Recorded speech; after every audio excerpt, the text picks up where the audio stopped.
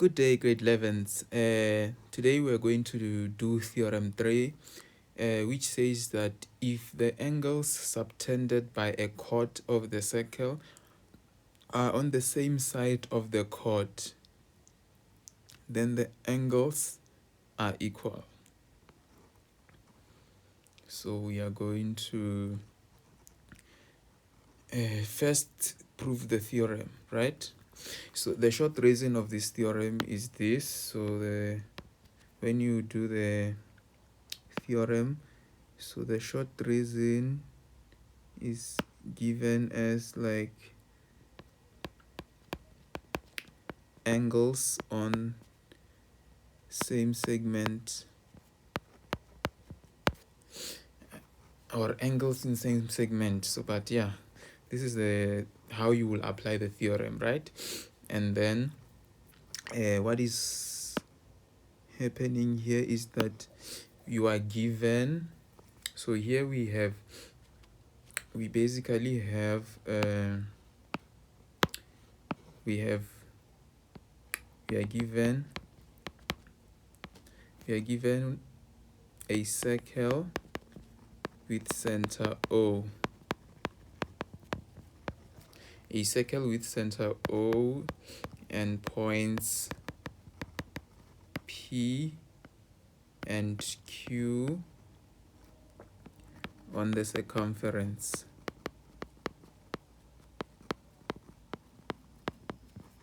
of the circle, where you have arc AB subtends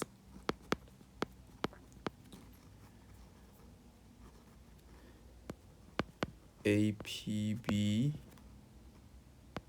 and angle AQB in the same segment of the circle. So we have this situation. So then because we are going to prove the theorem, then we have this is the circle, right? And then it happens that we are given that this is the shape that we have, and then we have Q here, and we have A, and then we have B, we have P. Then the arc that they are referring to is arc AB. So I'm gonna just shade it with red. This is the arc. This is arc AB.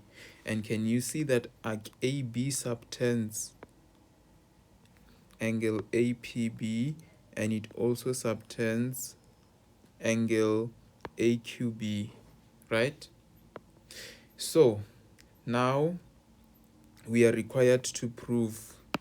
So we are required to prove that angle APB is equals to angle AQB. So that's what we are required to prove, right? In order to do that, we first do construction. So then the proof, to do the proof, then we're gonna start by making some construction. So we're gonna say construct OA and OB such that O is the center of the circle. And then when we do that, then I'll just use a different color. So then we can construct, and then we'll have this situation, and this is my center, and then I have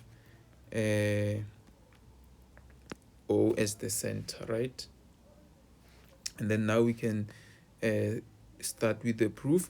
And then when we now start with the proof, right, what am I gonna say? I'm gonna say angle, do you see that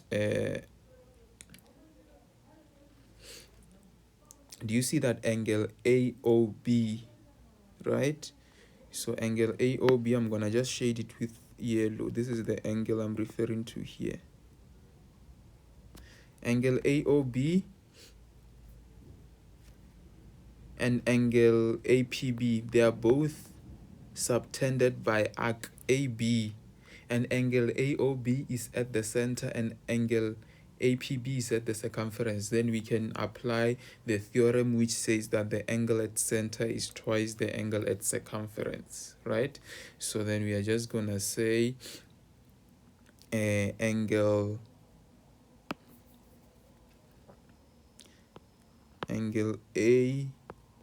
AOB is twice angle APB.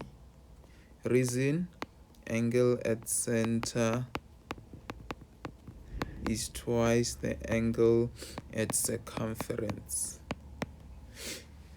And then the same thing, do you see that arc AB subtends angle AOB and it also subtends angle AQB? So do you see that this arc AB forms an angle at the center, which is angle AOB, and it also forms an angle at the circumference, which is angle AQB? Do you see that? So we're gonna do the same thing now. We're gonna say angle AOB is equals to 2 times angle AQB. Reason, and we're gonna say the angle at center is twice the angle at circumference. Then what do we see? Do you see that angle AOB and angle AOB again is equals to two different things? So it means from a logical point of view, we can say that angle 2APB is equals to 2AQB, right? Because both of them are what? Are equal to AOB. And then now we can just divide both sides by 2. And then when we do that, we end up with angle APB is equals to angle AQB. And then we just proved the theorem. And this is what was required of us. And then this is the proof of the theorem. And then now we have the converse. So now we're going to do the converse. So the proof of this theorem is very short and it's not that complicated. You just apply the theorem which says the angle at center is twice the angle at circumference. And then the converse of theorem 3, which is about concyclic points, right, states that if a line segment subtends equal angles at two other points on the same side of the line segment, then these 4 points are concyclic. They lie on a circle, right? So in this case, we have a situation whereby we are given. So in this case, we are given a line segment. We are given a line segment AB subtending equal angles at points P and Q on the same side. On the same side of the line segment. So this is the situation we have, which is, and that line segment is line segment AB, right? So, and then we have a circle, and then we have our diagram here, and then we have point Q, we have A, and then we're gonna have R, we have B,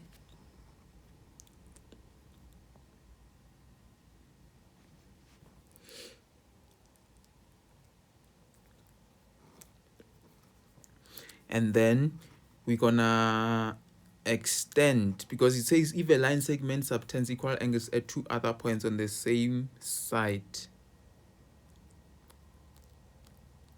of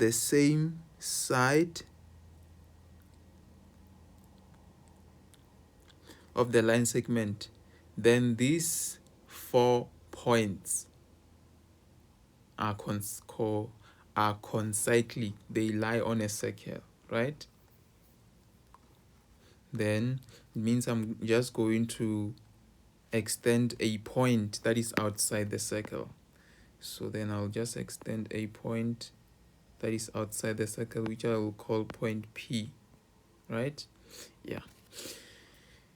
Both R and P are all created by what? By the line segment AB. AB is an arc. The line segment we are referring to here is this one. This is the line segment, which is we don't know yet. We can't say it's basically a chord. We just call it a line segment in this case. So this is the line segment AB, right? You see that it forms the angle ARB, and it also forms angle APB, right? So what we are required to prove here, is that point A, point B, point P, and point Q lie on a circle. This is what we are required to prove, right? And then in order to prove this, we are going to use contradiction, right? So we are going to use proof by contradiction, and then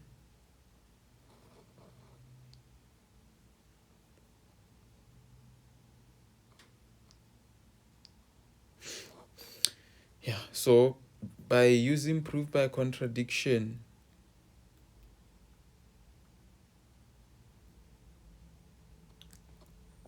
we will assume that point P does not lie on the circumference. So because we want to prove that A, B, P, and Q lie on a circle, right? So already we can see that point A, point Q, point B, they lie on a circle, right?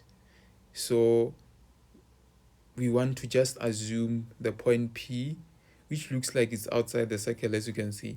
So we are going to assume that point P does not lie on a circle, right? But it looks like it should lie on a circle because it seems that it's formed by the same chord.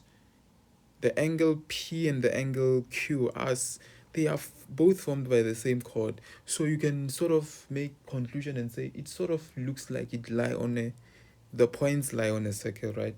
But we have to show that it actually lies on a circle, the point P. So then we are going to use what we prove by contradiction. So proof by contradiction. So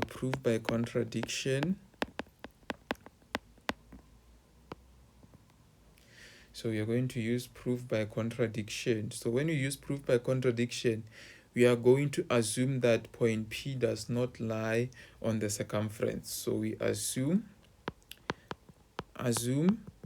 P does not lie on the circumference, right? So we assume that, right? Already I've drawn a circle. So the points that I see that lie on a circle are those ones, right? So the goal is to prove that A, B, P, Q, they lie on a circle, right? And then to do that, so then we are going to say, okay, angle AQB. So angle AQB, I'm just going to shade it. This is angle AQB, right? Is equals to angle ARB. Can you see?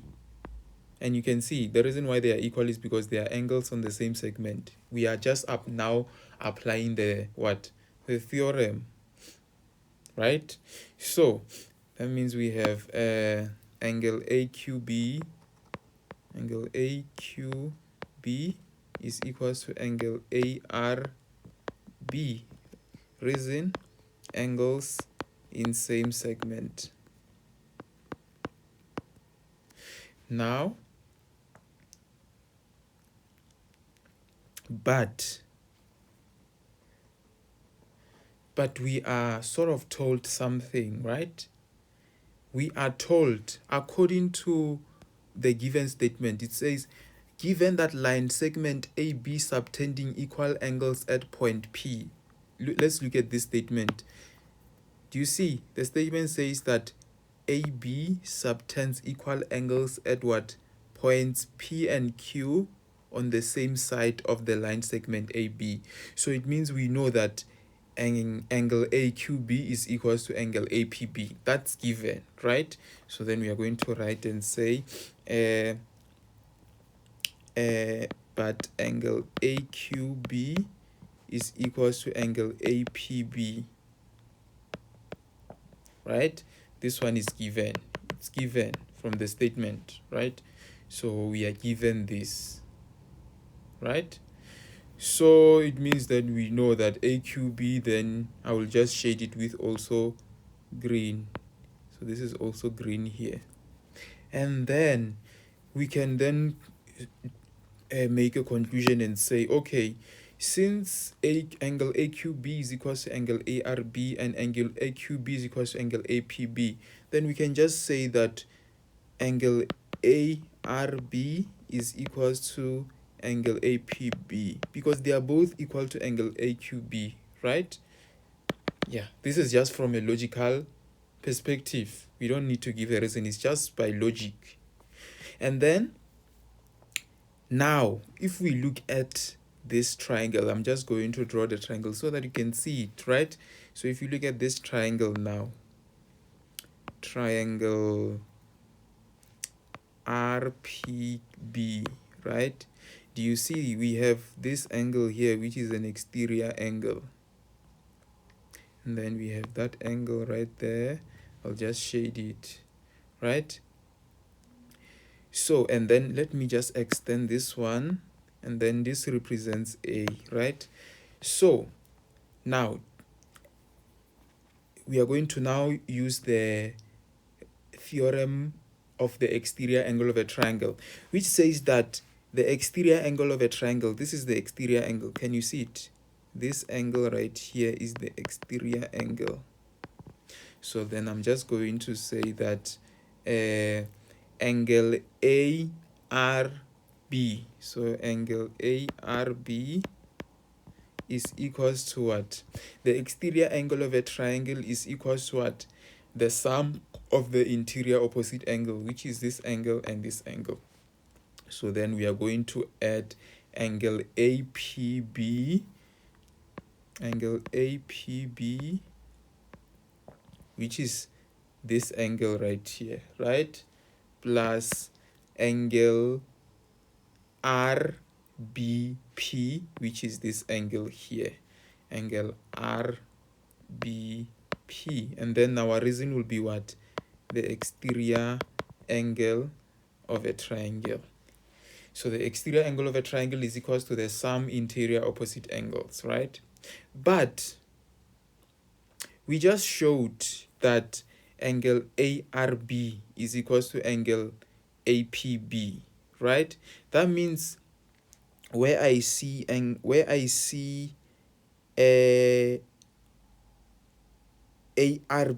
I can just put what? APB. So then I'm gonna replace ARB with APB. So then we'll have APB here is equals to APB plus angle RBP. And then these two things, they are the same, and I'll just take this to the other side, and then we are going to have angle APB minus angle APB is equals to angle RBP, right? These are like terms, so angle APB minus angle APB will give us 0, and then we have angle RBP. Then what does getting 0 here mean? So we have that angle RBP is actually 0, right? So angle RBP is 0. The angle that we got, which is 0, is this angle. I'm just gonna shade it with a yellow. This angle right here, we just got an answer that this angle is actually 0. What does this mean? Because this angle is 0, right? It means then P must actually be on R. It means P and R are on actually the same thing, right? It means that the point P is actually lying exactly on point R, right? Then we can say, therefore, the assumption that the circle does not pass through P must be false. So we can say that now this means P and R are the same point.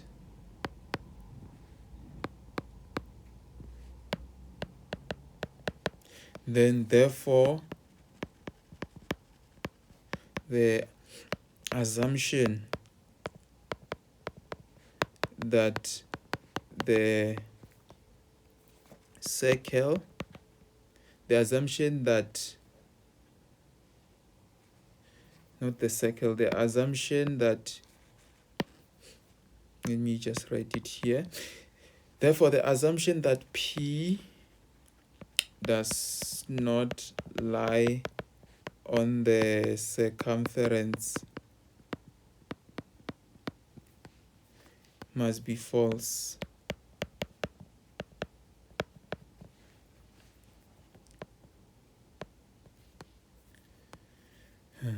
Right? Therefore, we can make a conclusion. Therefore, it follows that points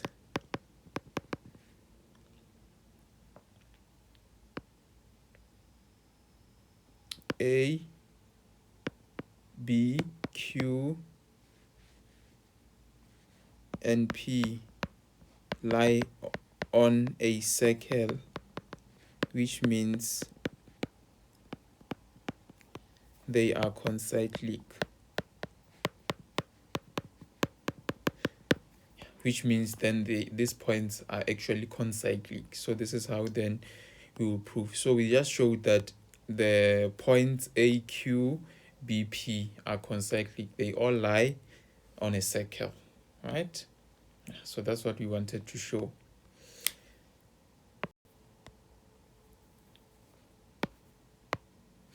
Then now we are given an exercise where we are going to apply the theorem, which is theorem 3. So we want to find the value of B. We are given that angle FH is parallel to EL and angle EIF is equals to 15 degrees, right? Angle EIF. So angle EIF is this angle right here, right? Which I just used the yellow color to show, right? So we are looking for angle B, right? So we are looking for angle B. So in order to find angle B, what are we gonna do here?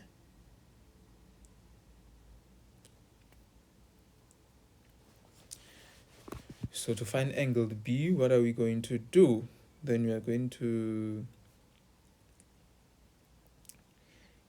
check what can help us to find angle B, right? So what I see here, right? What I see here is that angle, when we apply the theorem that we just proved, theorem 3. So what I see is that angle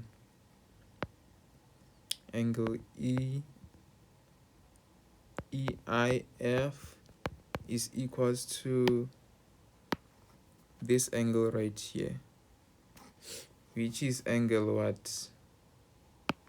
Which is angle EHF. Angle EHF. And the reason is what? angles in same segment. Can you see that both angles are formed by the same arc? This is the arc that forms them.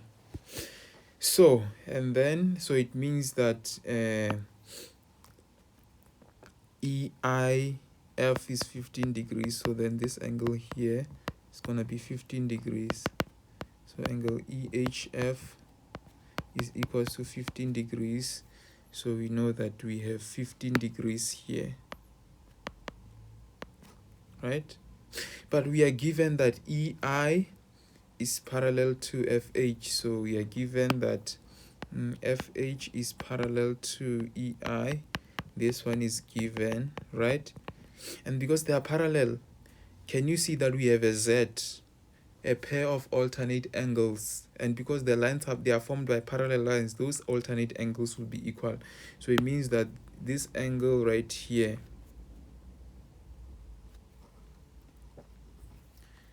this angle right here is actually equal to this angle.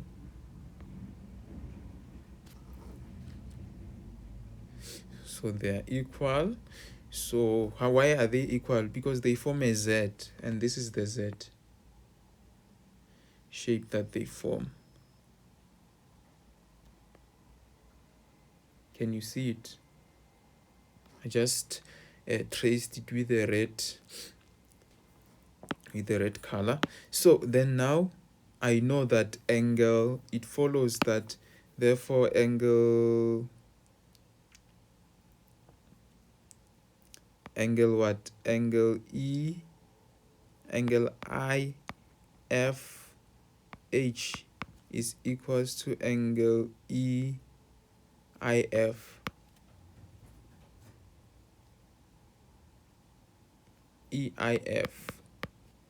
Right? And then the reason will be what? Alternate angles, because of we are given that FH is parallel to EI, right? So it means that angle IFH now, angle IFH, so then we have angle IFH is then equals to 15 degrees. So it means we have 15 degrees here. But then we see something. Can you see that this arc here forms angle HGI and angle HFI? And you see that? So this arc here forms this angle and that angle. So then we can say that angle HGI is equals to angle IFH. Reason, angles in same segment. And then we know angle HGI is B, and then angle IFH is 15 degrees, and then that's the answer we are looking for. So then the value of B is 15 degrees. And then the next question, find the values of the unknown angles in the following. So the first one, we have angle, we want to find the value of A. So this one, as you can see, it's very easy. Do you see that we have this arc right here? It forms this angle right here, and it also forms this angle right here. Do you see that? So then we can just say angle CAD is equals to angle CBD. Reason, angles in same segment. And then we know angle CAD is the value of A, angle CBD is 21 degrees. And then we just found the answer. This is what we are looking for. And then here now we have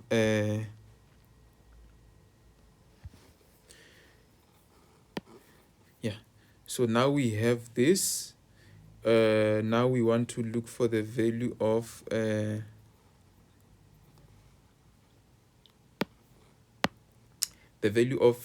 C and D right here. So then let's proceed. So do you see that this arc right here forms this angle and also that angle? So what does it mean? Because those angles are formed by the same arc, then we can just say this. We can just say angle JKM is equals to angle JLM. Reason, angles in same segment, and then it means JKM is the C, and then JLM is 24 degrees. Then we just, that's what we were looking for. And then we know that the value of C here is actually 24. So we have 24 degrees there. And then now we are looking for the value of D. So what do we see? Can you see that 102 is an exterior angle of this triangle right here? So this is the triangle I'm referring to, and this is the exterior angle. So then it means we have we can say that angle K, I'll just say the exterior, I'll just write exterior angle is equals to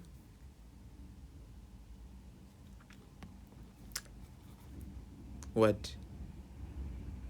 Okay, let me say this so that it makes more sense. I want it to make more sense, right? So we have the exterior angle is equals to angle K plus angle J. The exterior angle, and the reason is what? The exterior angle of a triangle, right? The exterior angle here is 102. So this is the exterior angle. That exterior angle is 102 degrees. Angle K is the C. Angle J is D, right? Angle C, we just got it, is 24. And then angle D. Angle D is how much? Angle D is actually that what we are looking for, right? Then we just say 102 degrees minus 24 is equals to D. And then we can say 102. When you do that, we get that it's 78 degrees. So the value of D is 78. You can just show that it's 78.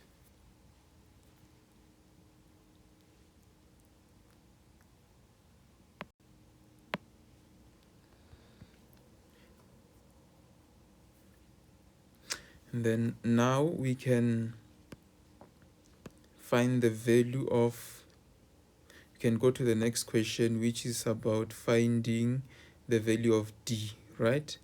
And then to do that, we are just going to say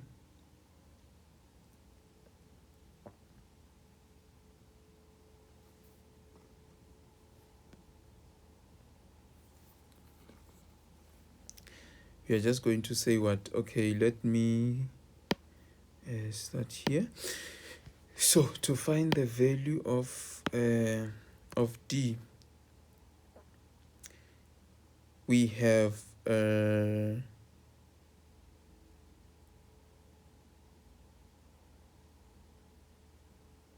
we are given that we see that angle P and angle Q, they are formed by the same arc ON. Can you see that?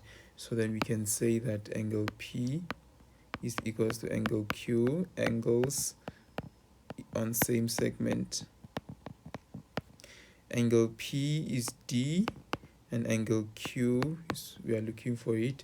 So then we just found it. So then we can say that we have a D here, right? And then we are told that NQ is parallel to OP. This is given. And then because we are given that, we know that alternate angles formed by parallel lines are equal. So let's trace the Z shape. And this is the Z shape that I'm seeing. So we have this Z shape. And then it means these alternate angles here must be equal. So then we can say that angle Q is equals to angle O. Alternate angles because of NQ is parallel to OP, right? So then we know that Q is D, angle O must also be D. So then we just put a D here. Then what do we see? Then now we see that we have an exterior angle, right? We have an exterior angle which is 17 degrees. So then we have this angle right here, which is the exterior angle. And then we are gonna focus on triangle. This triangle that I'm gonna just use the green color to trace.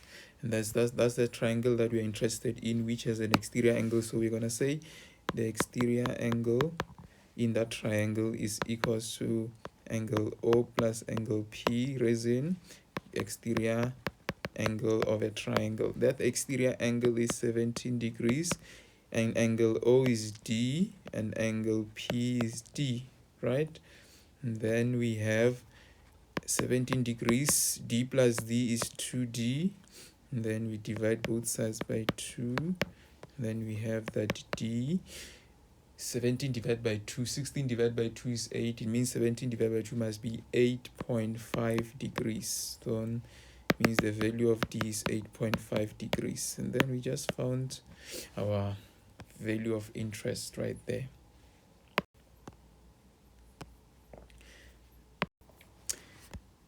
Then now we are given this question. They say use given angle TVS is equals to angle SVR, determine the value of E. So here we are given that this is what we are given, that angle TVS is equals to angle SVR. That's what we are given, right? So let's shade TVS. Where is TVS? So TVS, this is the angle. TVS, we are told that is equals to angle SVR. Where is SVR? This is SVR. So we are told that these angles are equal, right? And then they say determine the value of E. So because we are told that they are equal, we're just gonna start and say angle TVS. TVS is equals to angle SVR, reason given. And then because of SVR is 15 degrees, SVR is 15 degrees, right? So therefore it means that this one is given is 15 degrees. So it means that TVS must also be what? 15 degrees. Then we can just put 15 here. And then now we want to determine the value of E, right? So now we want to find the value of E. But you see something. Do you see that this angle right here and this angle, they are both formed by the same arc. This arc right here. Can just show you. Can you see that these two angles are formed by the same arc? So they are angles on the same segment. So it means we have a 15 degrees right there. So then we can just write it down and say that angle SUR is equals to angle SVR, angles on same segment. So it means that angle SUR must also be 15 degrees, which you just showed, right?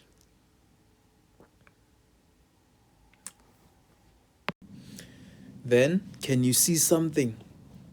We see that this arc right here, I'm just gonna use red to shade it. Do you see that this arc right here forms two angles?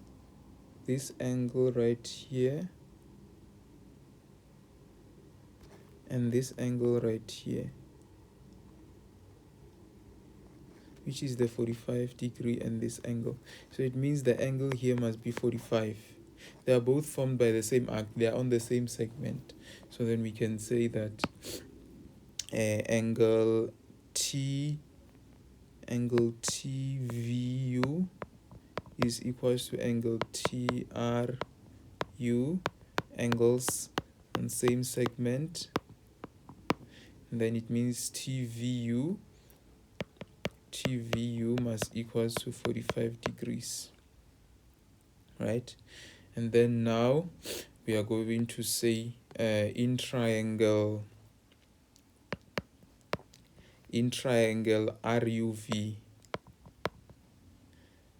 In triangle RUV, I'm gonna draw the triangle. This is the triangle we are referring to.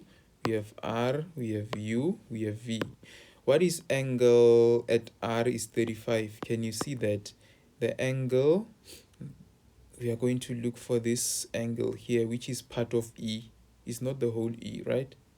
And then we want this angle right here, we have it.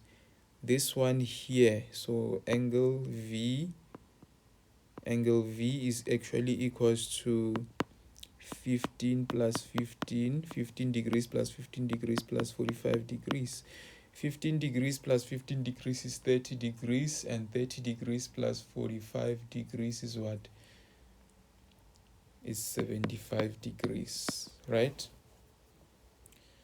So 75 degrees, 15 plus 15 plus 45, that's 75. So it means the angle here is actually 75, and we are looking for what? For angle at U, right? And then to find that angle, which is angle RUV, so we are just going to say that angle RUV plus 35 plus 75 is equals to 180. Reason, sum of angles in a triangle. And then angle RUV plus then 35 plus 75 gives us 110 equals to 180, and then angle RUV is equals to 180 minus 110. 180 minus 110 gives us 70.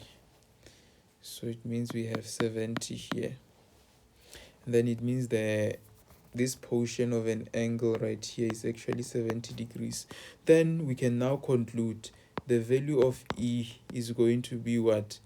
15 degrees plus 70 degrees. So then E is equals to 70 plus 15 is actually what? 85. So then we get that the value of E is actually 85 degrees. And then that's how we actually determine the problem, right? And then B says, is TV a diameter? This is a good question. Is TV a diameter? So in order for line TV to be a diameter, it must subtend a 90-degree angle at the circumference. Then let's check. What angle does TV subtends? It subtends TRV. So line segment TV subtends angle what? Angle TRV at circumference. And then we angle TRV is equals to what? 45 plus 35. 45 degrees plus 35 degrees. You can see, right? You can see here is the angle 45 plus 35. And then 45 plus 35 gives us what value? It gives us 80 degrees. And 80 degrees is not a right angle. Therefore, TV is not a diameter. Therefore, TV is not a diameter. Then that's how we make our conclusion. Then now we are given that the circle with center O, WT is equals to TY, and angle XWT is equals to 35. So WT equals to TY. So it means we have this is equals to that. You want to determine the value of F. So you want to determine the value of F, right? So in order to find the value of F, what are we going to do? So we know that according to Theorem 1, right? We know that since we are given that WT is equals to TY, this is given. Therefore, we can say that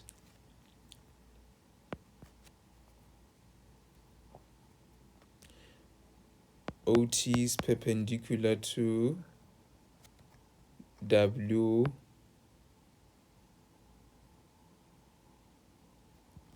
Reason?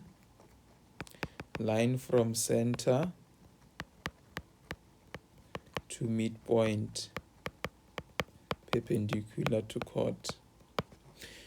And then we know that the angle here is actually a 90-degree angle. And also the angle here must be a 90-degree angle, right? So then we know that. So then we can say that we can then say angle WX, angle WXZ plus angle XWT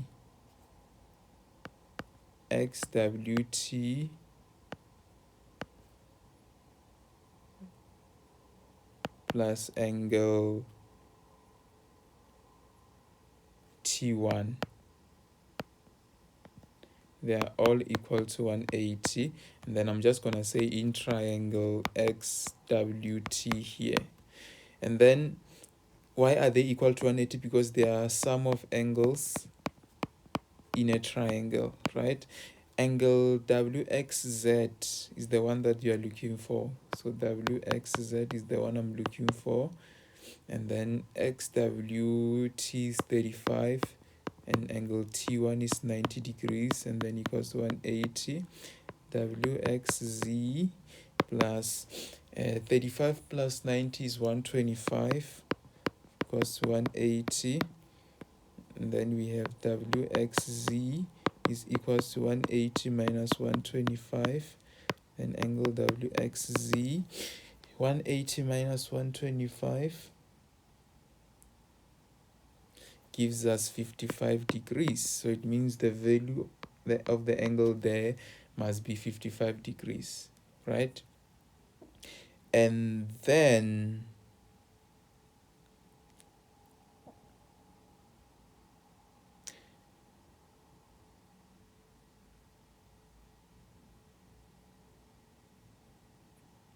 so it must be 55 degrees. And then how does this help us?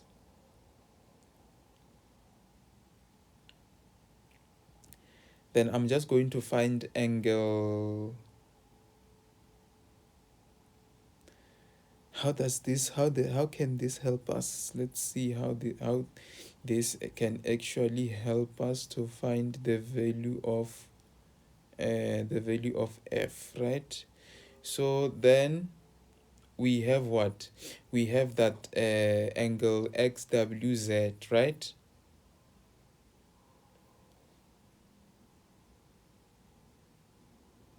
Angle xwz.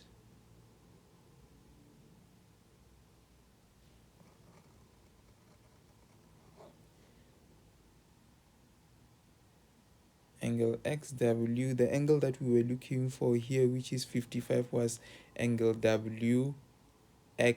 Now we want angle xwz. Yeah, so angle xwz, do you see that xz is a diameter, right? So it means that angle xwz is equals to 90 degrees, reason angle in a semicircle.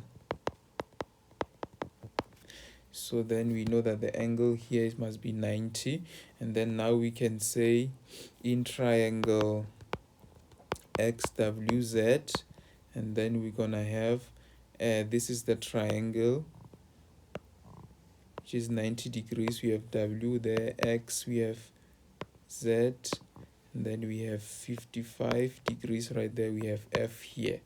Then now I'm just going to say we want f, right? So then I'm just going to say what, f plus 55 plus 90 is equals to 180. I can do this because I have drawn the triangle, so they will be able, if I'm in an exam, the fact that I just drew that triangle, I can just write the numbers like this, because then the examiner will be able to see that I did drawn a diagram to show that my calculation comes from that diagram, and it will make sense, right? And then now we can say the reason will be sum of angles in a triangle. And then we have 55 plus 90 must be what, 145. And then now the value of f must be 180 minus 145, and then f must be, then 180 minus 145 will give us 35 degrees, and then this is the value of f. And then this is how we will find the values, and then yeah, we are then done with the problem. That's what we were looking for. And then bye for now. See you next time.